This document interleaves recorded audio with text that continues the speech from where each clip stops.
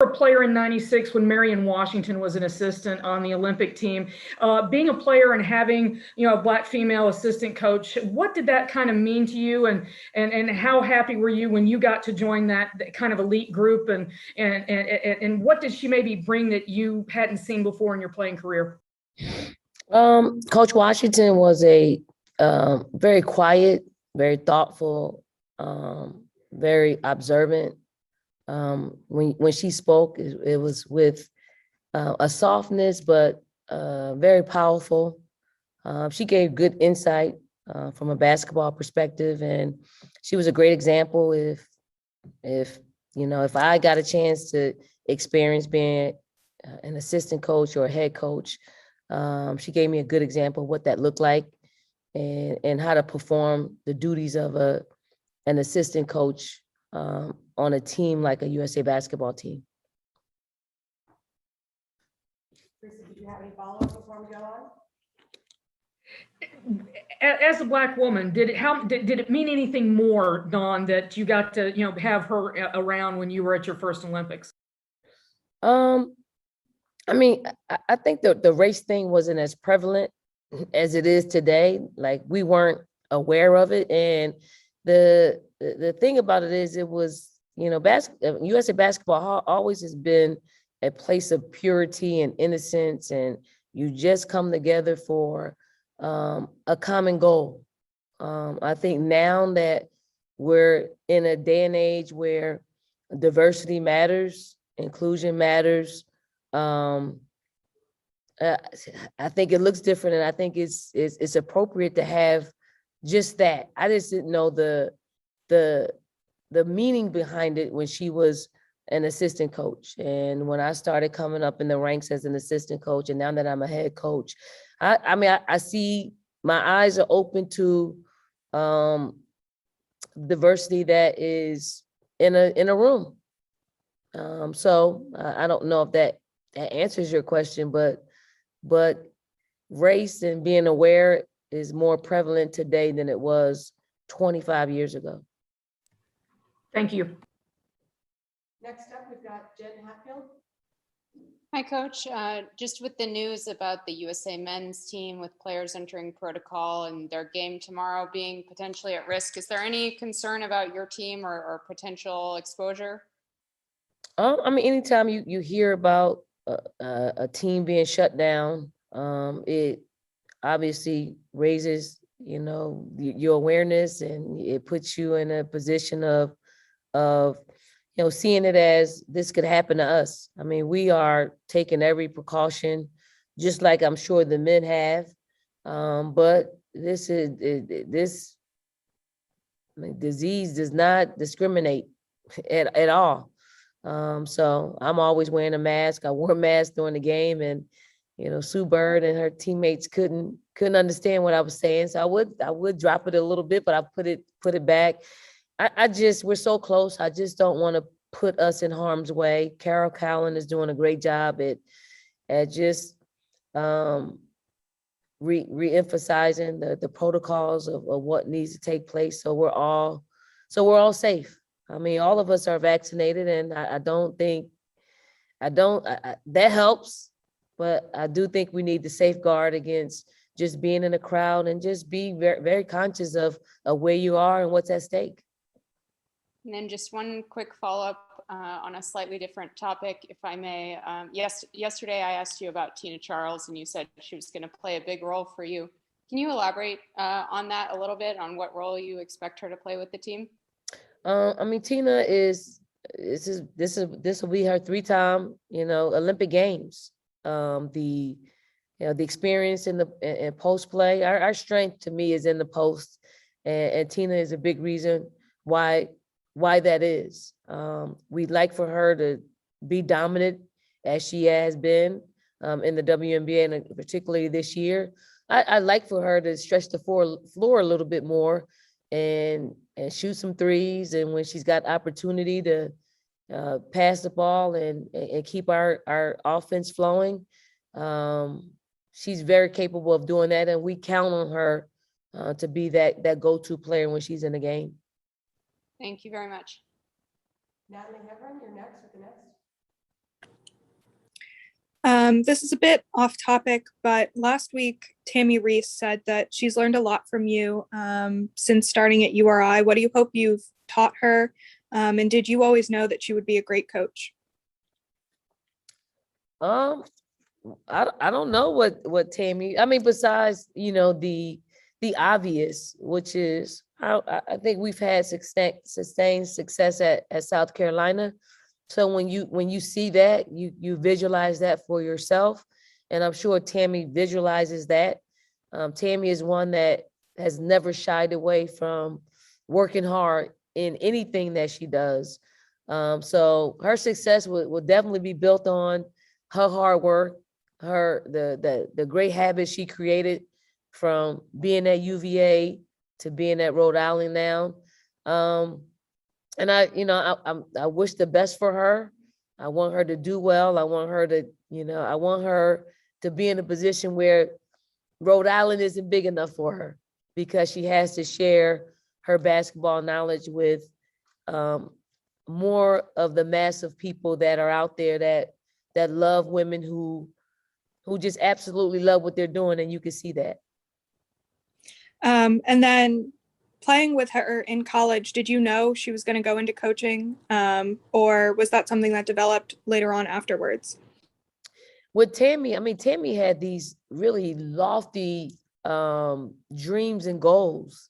I do think if Tammy could trade an acting career, I think if she could trade a career, it would be acting. She's always wanted to do that. She was one that would perform. She was my roommate, so she would perform in the next bed over there. Just different acts of movies. But here's the thing, Tammy Reese is going to be good at anything that she does, whether it's acting, whether it's coaching, not singing, because I've seen a couple of her social media posts. She does it hard now, but doesn't always sound good. Next, we'll go to Takeshi Shibata. Hello, Takeshi? Coach. Thank you for your time. Can you hear me? Yes, sir. Okay, thank you. My question is, right now, how much are you caring about the other teams like Japan, Nigeria, and France? What's your mind situation? Well, I mean, they're in the back of my mind, obviously, because they're in our pool. But what must happen before we even get there is we have to have, a linked up and connectiveness on both sides of the ball. We got to work on us before we start working on or worrying about what other teams are doing. And I know we have a couple of exhibition games that will allow us to showcase and work towards being a complete team, because we're not there yet. But each and every day we strive to get better, and hopefully by the time that we see those teams, we'll be in a much better place. And one quick follow-up is Japan took on Belgium just yesterday. It's a world number 6 team, and so they played very well. So did you have any information about that? I sure did, and you just gave me some information, and I'm not surprised. I mean, the world is getting much better at basketball, no matter what continent you live on. So we are aware of that, and that's why it's very important for us to prep. We need prep time. We need practice time. I thought we had a really good practice today, in which we cleaned up some things that gave us a little bit of trouble yesterday with the WNBA All-Star team, and we just look forward to continuing to get better each and every day. That is our goal towards winning another gold medal. Is just building up enough chemistry and culture and the ability to stay connected out there on the floor. Next, we'll go to Ellen Whiteside, and then Mitch Brown, you're on deck. Hi, Dawn. Thanks for taking some time. I know you said when the team was named how heartbroken you were that Nneka didn't make the cut. Now she's trying to play for Nigeria. I know there's some indecision. whether she's going to be able to compete or not for Nigeria. But just what are your emotions about kind of the struggle she's going through, and even if things work out, just facing her in the exhibition maybe, or even the first game? Yeah, I mean, anybody that put in the time and effort and energy to be an Olympian and it somehow falls short, I feel super sorry for, because I know the work that it takes to get to this point. Is unfortunate that during the decision she wasn't 100%, and I just feel for her. I hope, I hope FIBA allows her to play, because of what she's given to the game, how hard she's worked for it. And it's unfortunate that, we can't take more players to the Olympic Games. But Nneka is one that I've enjoyed getting to know over the past 4 years. And I hope she's able to check off being an Olympian on her list. Just a quick follow-up. How much does that make a tougher team if they are on the team, if the sisters are on the team? I mean, they're a tougher team. They're a tough team not having Nneka and Shanae. But if they're added to that mix, it makes them a strong contender and probably a legitimate medal-seeking country and team. Thank you. Mitch Brown, you're up next, and then we'll close out today's Hey, Coach. Hope all is well with you. Mitch here you in missed Columbia. out this morning, huh, Mitch? I know. I apologize for that. A lot going on, but had to catch you this evening. I wanted to ask a tough question. I know you traveled with Champ before, but obviously going across seas. So how tough is that when he brings you so much comfort, and also do you have FaceTime scheduled with him, and how are you going to make sure that he's a good boy while you're gone?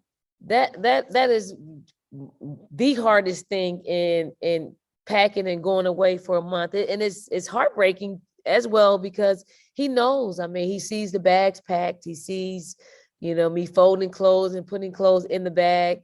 He knows what that means. And, you can see the depression set in, because he'll exhale and he'll just lie around and he'll get pretty needy. And while I'm packing, he wants more attention. But he had me all last year during the pandemic. So hopefully he saved enough, some mommy time in that. But he knows what we have to do. I speak to him often, and before I left, I told him what I had to do, and he had some understanding eyes. But Ari Moore, my assistant, has him right now, because Beverly Smith is out here in Vegas enjoying a little bit of R&R. So when she returns, she'll get Champ, and he's always in great hands when I'm gone. And yes, they FaceTime me. Yes, they send pictures, and yes, we terribly miss each other. Very important question. Thanks. And Zora will close it out with your question. Hey, Coach, great to see you. I've got two quick ones for you. One, just in all your time and all your experience in international basketball, how much zone historically is played? Not a lot. And I say that, and I say that, and it will probably see a lot more zone. Obviously, if you look at our roster, I mean, we're pretty good on the inside. So I'm sure people are going to try to pack the inside, pack the paint, and make us beat them from the outside. So I expect to see a little more zone than we have in the past. And players from the 96 team wrote letters to the current team. Were you a part of that at all? I received a letter and I wrote a letter. Oh, okay. Who'd you write your letter to? I actually wrote my letter to Chelsea Gray.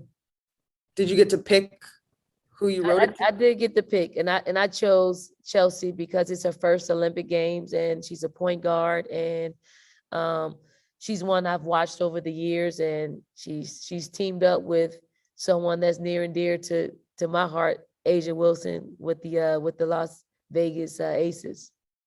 Thank you.